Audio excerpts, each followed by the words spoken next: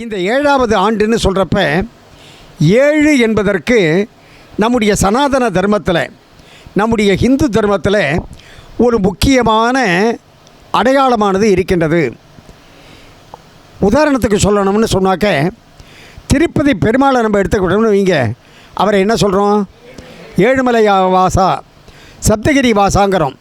இந்த சப்த என்று சொன்னால் 7ன்னு ஒரு அர்த்தம். நான் இப்போ சம்மந்தமே இல்லாமல் பேசினேன்னு வைங்க, அது வெறும் சத்தம் சார் அப்படிம்பாங்க இல்லையா?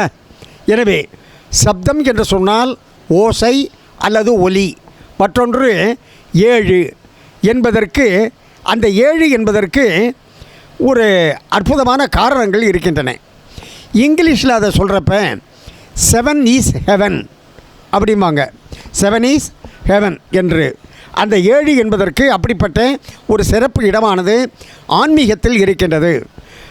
இப்போ புரியும்படியாக சொல்லணும்னு சொன்னாக்க, நம்ம கல்யாணமே எப்போ அது ஆக்சுவலாக லீகலைஸ் ஆகுதுன்னு சொன்னாக்க, திருமணமானது சப்தபதி என்று 7 அடியை வைத்ததற்கு பிறகுதான் அந்த கல்யாணமே அங்கீகரிக்கப்படுகின்றது.